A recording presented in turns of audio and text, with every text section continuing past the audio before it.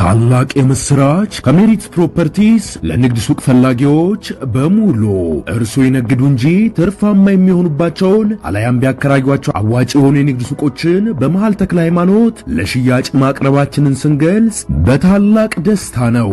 ሜሪትስ ፕሮፐርቲ ከሰፊ ካሬ አማራጭ ጋር ከ14 ካሬ እስከ 40 ካሬ የንግድ ሱቆችን ከ3.8 ሚሊዮን ብር አጠቃላይ ክፍያ ጀምሮ እንዲሁም ቀድሞ ለሚመጡ ውስን ደንበኞች በ3 ወር ጊዜ ውስጥ የሚረከባቸውን ስራ ማላመጃ የንግድ ሱቆችን ከነጻ ስጦታ ጋር ይዘንሎት ቀርበናል። እንዲሁም የመኖሪያ አፓርትመንቶችን ለምትፈልጉ ውድ ደንበኞቻችን ሜሪትስ ፕሮፐርቲ አራዳ ፓርክ ፊት ለፊት ከባለ 1 እስከ ባለ 3 መኝታ አፓርትመንቶችን ከ30% ታላቅ ቅናሽ ጋር ይዘንሎት ቀርበናል። ታዲያ ይህ የማይደገም ዕድል ሳያመልጦ ከታች ባለው ስልክ ይደውሉ። ታላቅ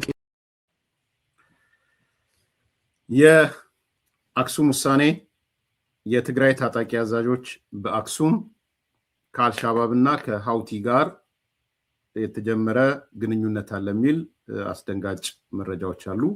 እነሱን እንነጋገርባቸዋለን።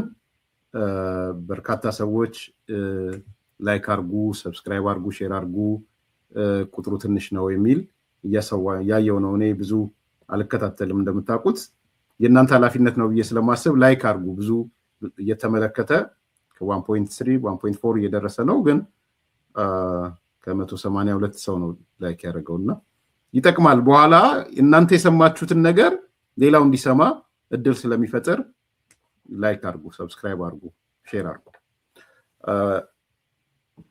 የአክሱም የህወሓት ውሳኔ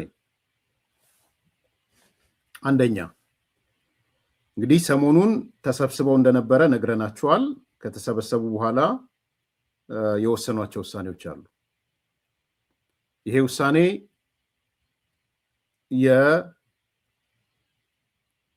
የፕሪቶሪያን ስምምነት ውድቅ አድርገዋል። አንደኛ ውሳኔ እሱ ነው። ፈርሷል ብለዋል የፕሪቶሪያ ስምምነት። ሁለተኛው ውሳኔያቸው የጀነራል ታደሰ ወረደን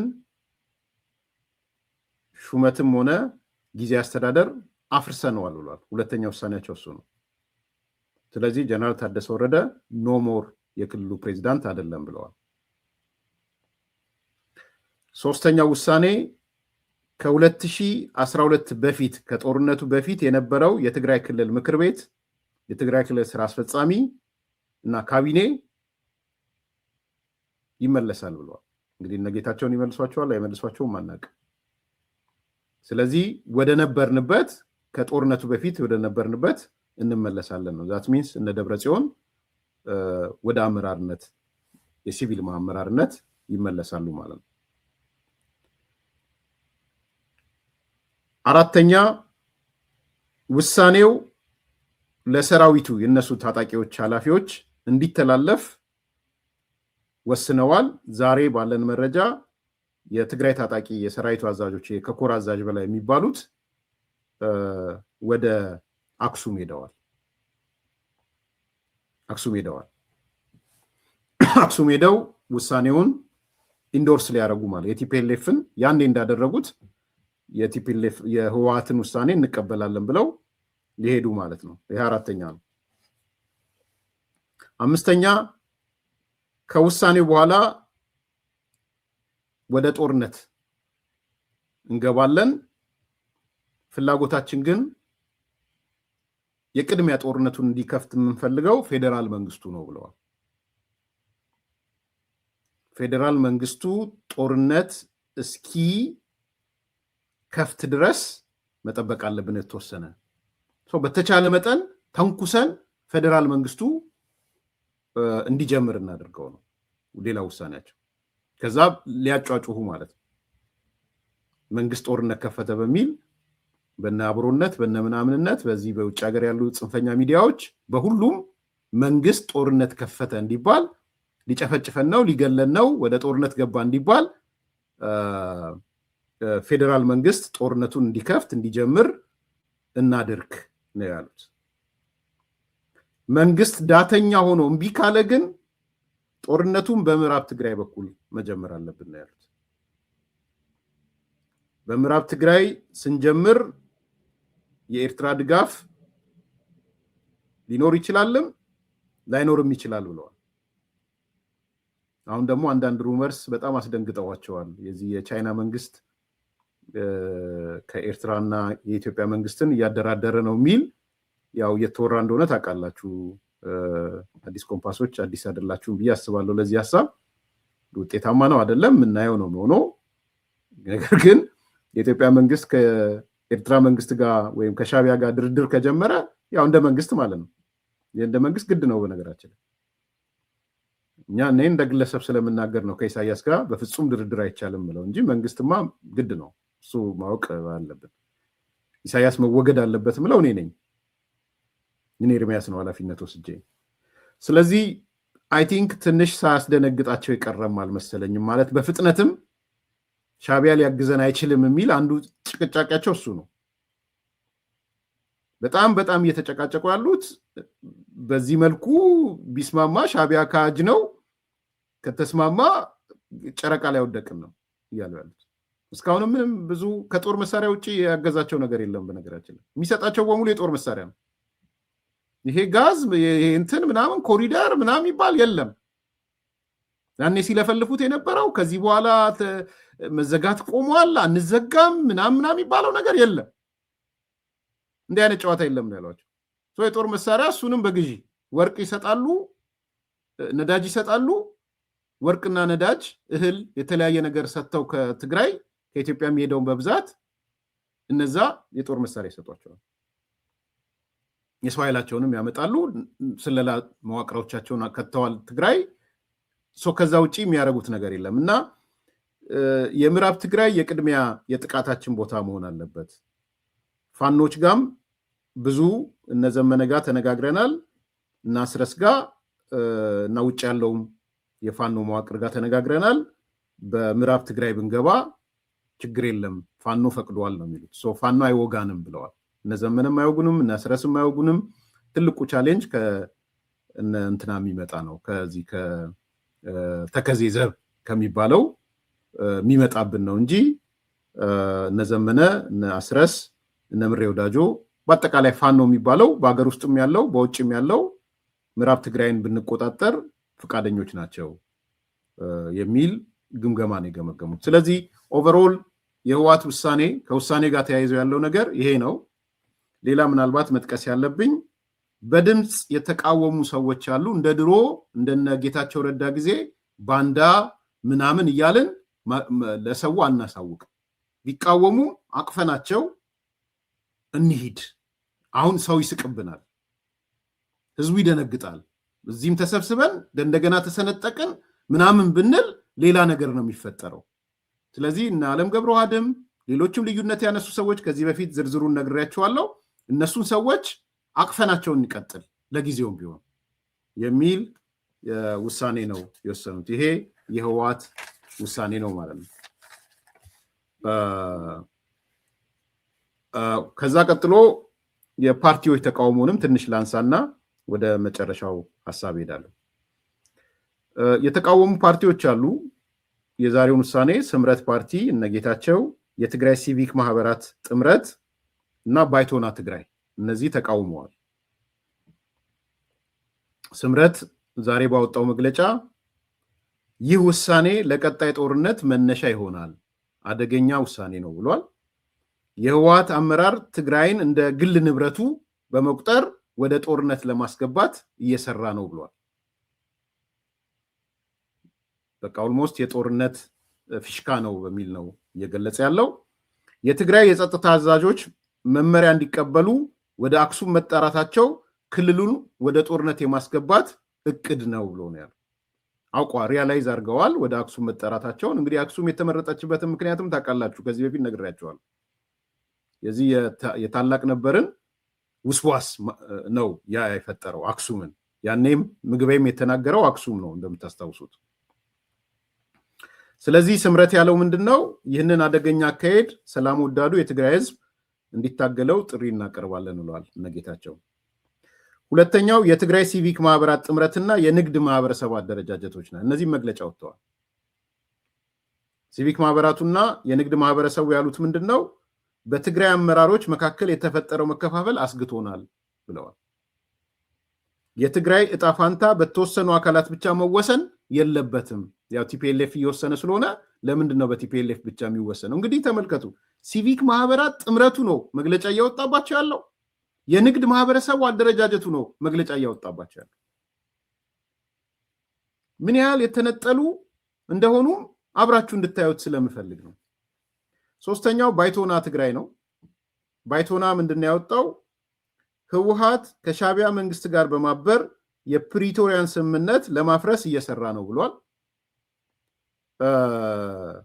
ህወሓት ህገወጥ የፖለቲካ ድርጅቶችን በራሱ አምሳያ አደራጅቷል። ምንድን ነው የሆነበት? አሁን ባይቶና ሌላ ባይቶና አደራጅቷል ትግራይ ውስጥ ታውቃላችሁ አይደል? ስለሱ ነው ይሄኛው መግለጫ። ህወሓት ህገወጥ የፖለቲካ ድርጅቶችን በራሱ አምሳያ አደራጅቷል። በአቶ ኪዳነ አመነ በሚባል በኩል የተሰራጨው የጦርነት አዋጅ የኛ አይደለም።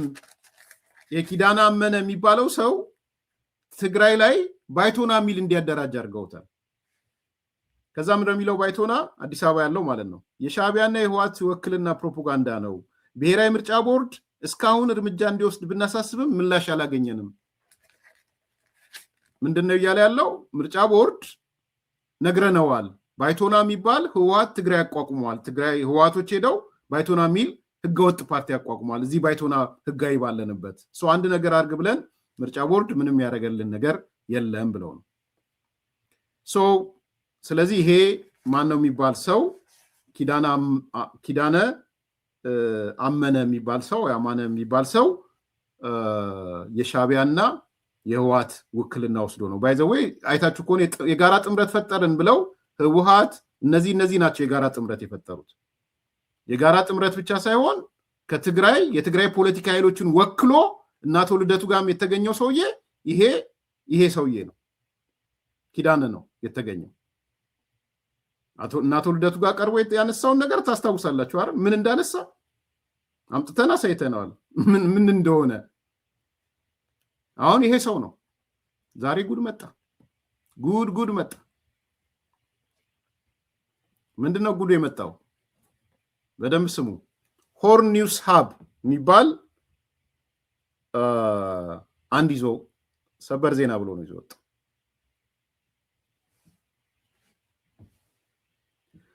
ሰበር ዜናው ምንድነው? ኪዳነ አመነ የሚባለው ሰው ይሄ የህወሓቶች ጋር ያለው ጥምረት የፈጠረው ከህወሓት ስለ ጽምዶ ጥሩ የሚያወራው ሰውዬ ከአልሻባብና የመን ከሚገኘው ሀውቲ ጋር የሀውቲ ነው የሚባሉት አይደል? ሀውቲ ኃይሎች ጋር ግንኙነት እንዳላቸው ገለጸ። ይሄ ዛሬ ዋነኛ አጀንዳ ሆኗል። ሆርን ኒውስ ሀብ ላይ ነው የምታገኙት። ብሬኪንግ ኒውስ ተብሎ ነው የተሰራው። ብሬኪንግ ኒውስ ሴኪሪቲ ዋርኒንግ ኢሹድ አፍተር ኪዳነ አማነ ዲክላርስ ሊንክስ ዊዝ አልሸባብ ኤንድ የመኒ ሀውቲስ። ተመልከቱ። ከእነ ደብረ ጽዮን ጋር ያለው ሰውዬ፣ ከህወሓቶች ጋር ያለው ሰውዬ፣ እነ ልደቱ ጋር መጥቶ መግለጫ የሚሰጠው ሰውዬ በአደባባይ ምን ዲክለር አደረገ? ከአልሸባብና ከሀውቲ ጋር ተጣምረን እየሰራን ነው። ይህም በሚዲያ ነው ይፋ ያደረገው። ስሙ በደንብ። ብሬኪንግ ኒውስ ነው የወጣው። ለስትራቴጂካዊ የደህንነት ጥንቃቄ እንዲደረግ ለምዕራብ አገራት ዲፕሎማቶችና ለኢትዮጵያ ባለስልጣናት እንዲደርሳቸው ተደርጓል።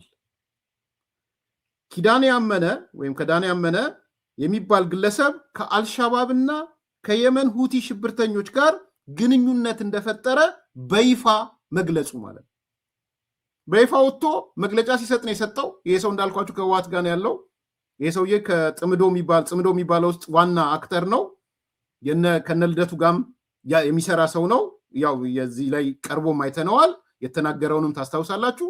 ይሄ ሰው ወጥቶ በአደባባይ የምንሰራው ከአልሻባብ ጋርና ከሀውቲ የመን ሀውቲዎች ጋር ነው እየሰራን ያለነዋል።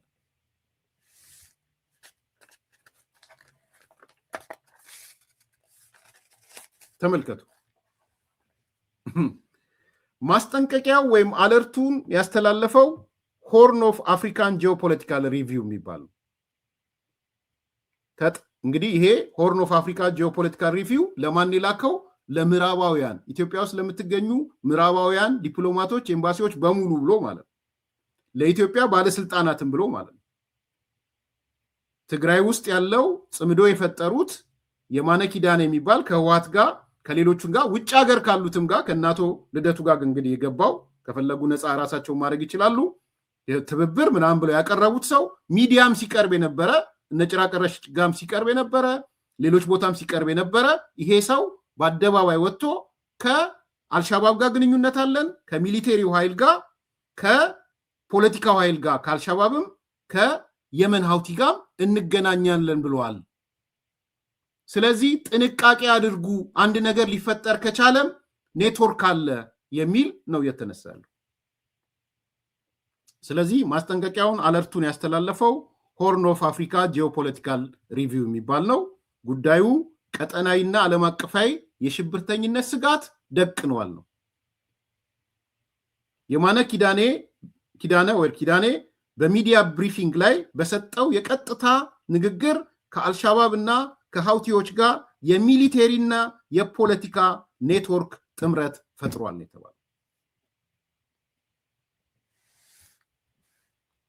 የተባለው።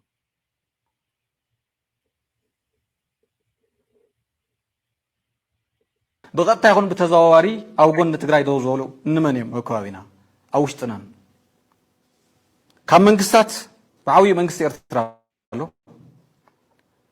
ناي السودان من قصة ويك على البرهان زمرحو ناي قبص من قصتي ناي جبوت من قصتي ناي سعودية من قصة ليبيا من قصة صوماليا ناي كواتار من قصة إذا بمن قصة درجة زي أتوم بقطع تزاورن أو جن تجري له تمال تجري بينانيرا ازيك سمر الله عمست خن من الله قلنا عمستي هذا الشبابي خالي تقامتي دو السودان ناي دو السودان تقامتي أصل الفام مستقرأي قد تاري بتزوار خالي زرباي أنتو سميرو ليه تقامتي دو السودان أصل الفام مستقرأيو كوخعنا يمن حتي بقد تاخم تزواري أصل الفام مستقرأيو أو إثيوبيا زلوا مس بلتقنا زنورة فانو مسانايو ناي أورمو كمن በደም ስሙ ትግርኛ የምትችሉ ሰዎች ተርጉሙላቸው። ያው እኛ እኔ ትርጉሙን አንስቻለሁ። ይሄ ቪዲዮ አታች ዶኖ ነው ባይ ዘ ዌይ ሆርን ኦፍ አፍሪካ ጂኦፖለቲካል ሪቪው ያቀረበው ሶ ምን እያለ እንደሆነ ግልጽ ነው። ግን ትግርኛው ለቸገራችሁ እዚህ ላይ መጻፍም ትችላላችሁ። የመጨረሻ ላሰማችሁ። ስታት ባዊ መንግስት ኤርትራሎ كم من قصات بعوي من قصة إرترالو ناي السودان من قصة ويك على البرهان زمرحو ناي قبص من قصتي ناي جبوت من قصتي ناي سعودية من قصة ليبيا من قصة صوماليا ناي كواتار من قصة إذا بمن قصة درجة زي أتوم بقطع تزاورن أو قلنا تقرأي له تمال تقرأي بينانيرا ازيك سمر الله عمست خن من الله قلنا عمستي هذا الشبابي خالي تقامتي دو السودان ناي دو السودان تقامتي أصل الفام مستقرأي قد تاري بتزوار خالي زرباي أنتو سميرو ليه تقامتي دو السودان أصل الفام مستقرأيو كوخعنا يمن حتي بقد تاخم تزواري أصل الفام مستقرأي أو إثيوبيا زلوا مس بلتقنا زنورة فانو مسان ጻፉላቸው። ኤርትራ፣ ሱዳን፣ ግብፅ፣ ሊቢያ፣ ሶማሊያ፣ ኳታር ጽምዶ ውስጥ አሉ ነው የሚለው። ከዛ በተረፈ ግን በአማጽያን ደረጃ አልሻባብ ከኛ ጋር ነው ያለው፣ ደቡብ ሱዳን ተቃዋሚዎች ከኛ ጋር ነው ያሉት፣ ሀውቲ በቀጥታም በተዘዋዋሪም ከኛ ጋር ነው ያለው። ይሄን ያለው ይሄ ሰው። ስለዚህ ነው ሆርን ኦፍ አፍሪካ ጂኦፖለቲካል ሪቪው ዋርኒንግ ለኢንተርናሽናል ኮሚኒቲው ማስጠንቀቂያ የላከው ለዲፕሎማቶች ወዘተ ለኢትዮጵያ መንግስት ባለስልጣናትም የአለርት የላከው በዛ ምክንያት ነው። ይሄ ሰው እንግዲህ የሚገኘው ትግራይ ነው። ይሄ ዝም ብሎ የመጣ ነገር አይደለም።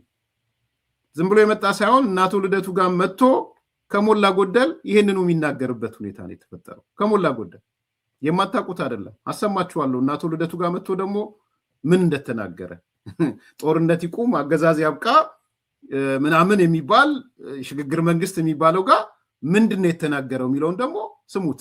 እንግዲህ ይሄ ሰው ነው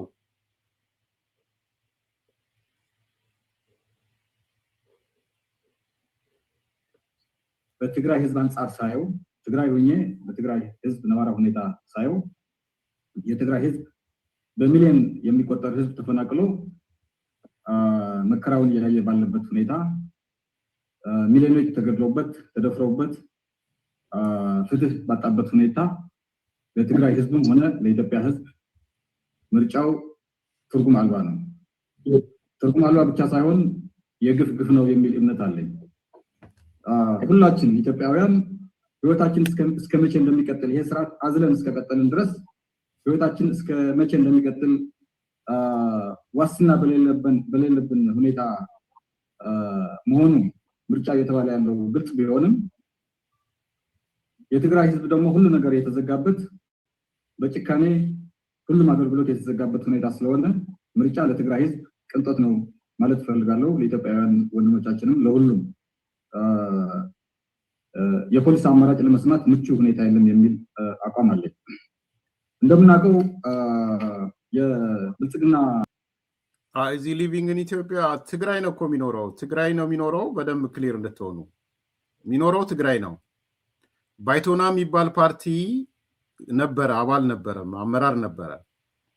ህገወጥ ሲሆን ትግራይ ሄደና እውቅና ሰጡት እነ ደብረጽዮን ማለት ነው። አሁን ከነ ደብረጽዮን ጋር አብሮ ነው እየሰራ ያለው። ጽምዶንም አብሬ እሰራለሁ ብሏል። ትግራይ ነው የሚኖረው። ከትግራይ ነው አሁንም ለነ ልደቱ መግለጫ እየሰጠ ያለው። ከትግራይ ነው እነ ጭራይ ቀረሽ ጋር የሚሄደው። ከትግራይ ነው እነ አዳዲሶቹ ድመቶች ጋር እየሄደ ያለው መግለጫ የሚሰጠው ማብራሪያ የሚሰጠው። ስለዚህ ነዋሪነቱም ትግራይ ነው። ህገወጥ ድርጅት አቋቁሞ ያ ድርጅትን ኔትወርክ አድርገናል ተብሎ ደግሞ በይፋ በትግራይ ማስ ሚዲያ ላይ ተገልጿል። 4 ድርጅቶች ጥምረት ፈጠሩ ተብሎ ከህወሓት ጋር ማለት ነው። ይሄው ሰው ነው ማለት በደንብ እንድትረዱት ስለፈለኩ ነው። ይሄ ሰው ነው አሁን በይፋ ወጥቶ ከአልሻባብ ጋር ግንኙነት ሚሊቴሪሊም ፖለቲካል ዳይሬክት ቀጥታም ተዘዋዋሪም ግንኙነት ፈጥረናል ከአልሻባብ ጋር እና ከሀውቲ ከዚህ ከየመን ሀውቲዎች ጋር ግንኙነት ፈጥረናል ያለው እሱ ነው። እሱን ተመርኩዞ ነው ሆርን ኦፍ አፍሪካ ጂኦፖለቲካል ሪቪው ጥንቃቄ አድርጉ። ምክንያቱም ዲፕሎማቶች ትግራይ ይሄዳሉ። ትግራይ ሲሄዱ የሆነ ነገር ቢያጋጥማቸው እንደዚህ አይነት ሰዎች ቲፒኤልኤፍ ዙሪያ ነው ያሉት። ምን እንደሚፈጠር አታውቁም። አልሻባብ ካለ ምን ሊያደርግ እንደሚችል ማሰብ ትችላል። ሀውቲዎች ካሉ አሁን አሜሪካኖቹ ቢሄዱ ምን ሊፈጠር ነው? አውሮፓውያኖቹ ቢሄዱ ምንድነው ሊፈጠር የሚችለው? ያ ብቻ ግን አይደለም። እንደዚህ አይነት ኃይሎች ካለ ሰው መልምሎም ወደ አዲስ አበባ ያስገባሉ። ያስገቡ ነው አዲስ አበባ እንደምታውቁት። ሰው መስምለው ካስገቡ በኋላ የባለስልጣናት ግድያ፣ የዲፕሎማቶች ግድያ ወዘተ ሊፈጽሙ ይችላሉ ማለት ነው። ለዚህ ነው አለርቱን የላኩት። ሆርን ኦፍ አፍሪካ ጂኦፖለቲካል ሪቪው አለርት የላከው ለዲፕሎማቶች እንዲህ አይነት ሰው በይፋ ወጥቶ ያመነ ትግራይ ይገኛል። ይሄ አካል ደግሞ ከህወሓት ጋር ቀጥታ ትስስር ያለው ኔትወርክ የፈጠረ ግንኙነት የፈጠረ ነው። ዛሬ የሚያወራው እሱን ነው። ስለዚህ በደንብ እንድትረዱት ስለፈለኩ ነው። ባለስልጣናት የትግራይ ህዝብ እንዲገነጠል ኢትዮጵያዊነትን ከጭንቅላት እንዲፍቅ ከሀገሩ እንዲወጣ ብዙ ጊዜ ጥሪ አቅርበዋል። ነገር ግን የትግራይ ህዝብ በሀገሩ ቢካድም ብዙ ግፍ ቢደርስበትም እነዚህ ፈተናዎች ተቋቁሞ የዘመኑ የጀግንነትና የጽናት ተምሳሌት ሆኖ የስርዓቱን ምንነት ከጠዋቱ ስለገባው ብቻውን ገትሮ ሲታገል ቆይተዋል። ብዙ ግፍ ከደረሰ በኋላ ብዙ እልቂት ከደረሰ በኋላ ቢሆንም ብዙ የኢትዮጵያ ወንድሞቻችን አሁን ትግሉ ተቀላቅለው ስርዓቱን በየአቅጣጫው እየወጉት ነው። እግረ መንገዴን የፋኖና የኦላ ትግል እንዲሁም የሌሎች ማድነቅ እፈልጋለሁ። ስለዚህ ሀሳቤን ማቀርብ በዋናነት ስለ ምርጫ ጉዳይ ሳይሆን ብልጽግና በኤአይ ታግዞ የሚያደርገው ምርጫ የይስሙላ ምርጫ ሳይሆን መኮንን ሳይሆን ስርዓቱ እንዴት መንቀል እንዳለብን አንድ ቀንም ባደረ ቁጥር ብዙ ዋጋ ስለሚያስከፍለን ስርዓቱ እንዴት መንቀል እንዳለብን ነው ሀሳቤን የማቀርበው። አበው እንደሚሉት ከመጠምጠም ማወቅ ይቅደም እንደሚሉት ህልውናችን ለማረጋገጥ ሁላችን መተባበር አለብን። ቅድሚያ ህብረቱ መቅደም አለበት። በመድረኩ ላይ እንደተነሳ ማለት ነው። በትግራይ በኩል የህብረት እንዲመጣ ግንባር ቀደም ሚና ትግራይ ግንባር ቀደም ሚና ተጫውታለች የሚል እምነት አለኝ። በተለይ ደግሞ 3 ቁልፍ ጉዳዮች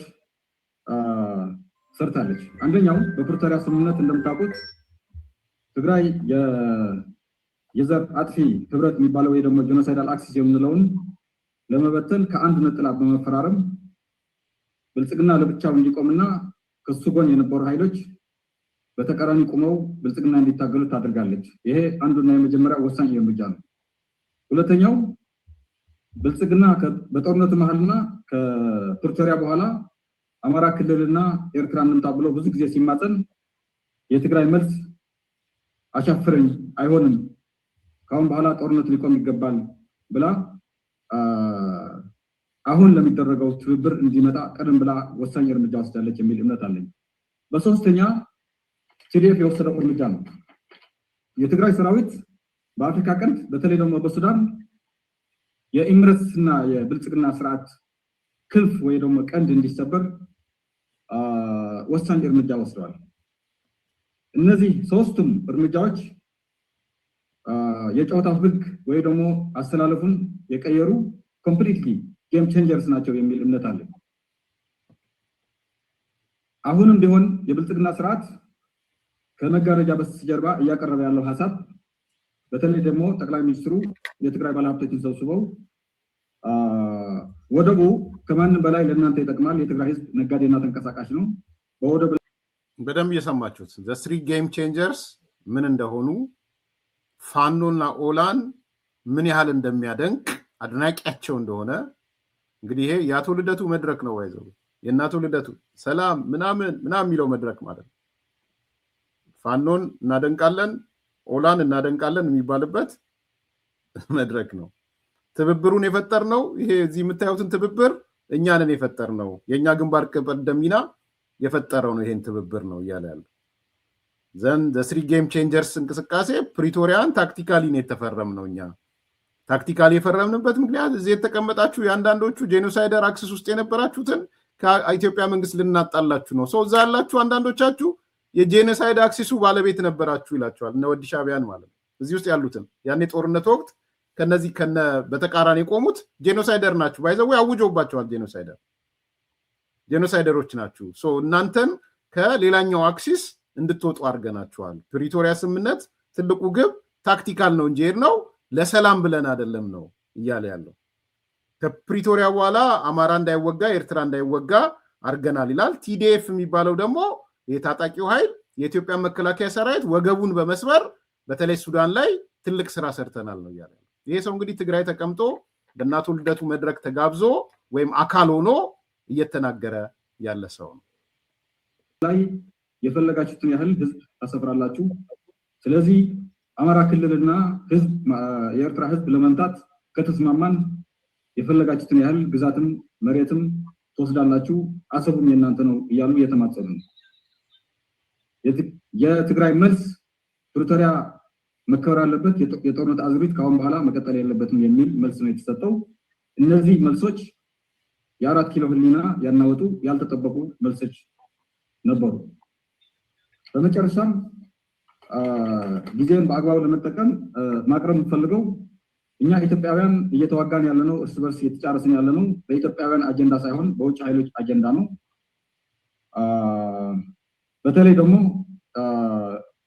እንደ ምሳሌ መጥቀስ የምፈልገው የወልቃይት ጉዳይ ነው። በወልቃይት ጉዳይ የትግራይ ህዝብ እንደምታውቁት ብዙ ህዝብ ተፈናቅሎበታል፣ ብዙ ህዝብ ህይወትን አጥቷል። ነገር ግን የትግራይ ህዝብ ብቻ አይደለም የተጎዳው። ወልቃይት ለአማራ ህዝብም የአማራ ህዝብ ለማጥፋት የመጣ አጀንዳ ነው። ወልቃይት ለአማራ ህዝብ መጀመሪያ ከወንድም ከትግራይ ህዝብ ጋር አጣላው፣ ከአዲስ አበባ ነቀለው፣ 4 ኪሎ ቤተ መንግስትን አሳጣው፣ ቤንሻንጉል አሳጣው፣ ከኦሮሚያ ክልልን አስጠረገው። ስለዚህ በዚህ የውጭ ኃይሎች አጀንዳ እኛ እርስ በርሳችን ተጫርሰናል፣ ብዙ ጉዳት ደርሷል። ወንድም ኪዳነ እያጠቃለልክ እሺ። እናም መንቃት አለብን የሚል እምነት አለ። አንዳንድ ልዩነቶች እንዳሉ ይታወቃል። እነዚህ ልዩነቶቻችን ደግሞ ከህልውና ፊት ሲታዩ ትርጉም የላቸውም፣ ኢምንት ናቸው፣ ትርጉም የላቸው። ስለሆነም በመጨረሻም ማንሳት የምፈልገው ስቃያችን የሚያቆመው ህልውናችን በጋራ ታግለን ስናረጋግጥ መሆኑ ይሄ አንደኛው ነው። ሁለተኛ ስርዓቱ የቀረው በእኔ እይታ የዶሮ እድሜ ነው፣ አጭር ጊዜ ነው የቀረው፣ መውደቁ አይቀሬ ነው። አሁን መወያየት ያለብን የስርዓቱ ቀብር ለመፈጸም ሁላችን እጅ ለእጅ ተያይዘን መስራትና ከብልጽግና ውድቀት ማግስት በኋላ ለሚመጣው ስርዓት ቅድመ ዝግጅት ማድረግ ነው። በመጨረሻም በአፍሪካ ቀንድ የተጀመረው ወታደራዊ አሊያንስ ወይም ጽምዶ የሚባለው በሁሉም ኢትዮጵያውያን በማቀጣጠል ስርዓቱ ለመገርሰስ ሁላችን እጅ ለእጅ ተያይዘን መስራት አለብን የሚል እምነት አለኝ። አመሰግናለሁ። በምስራቅ አፍሪካ የተጀመረው ወታደራዊ ጽምዶ ተጠናክሮ እንዲቀጥል ማድረግ አለብን። በምስራቅ አፍሪካ የተጀመረው ወታደራዊ ጽምዶ ዛሬ ሆርን ኦፍ አፍሪካ ጂኦፖለቲካል ካቀረበው ጋር እያይዙት ይህን ሰው የሚያቀርቡ ሰዎችስ ጤነኞች ናቸው ወይ የሚለውን ከሚዲያ ጀምሮ ከትብብር ከስምምነት ወዘተ የሚባሉት ሰዎች የሚያመጧቸው ሰዎች ከአልሻባብ ጋር ትስስር ያለው ከሁቲዎች ጋር ትስስር ያለው ሰው ነው ሚዲያቸው ላይ እያመጡ ያሉት። እንደዚህ አይነት ሰው ነው እያመጡ ያሉት።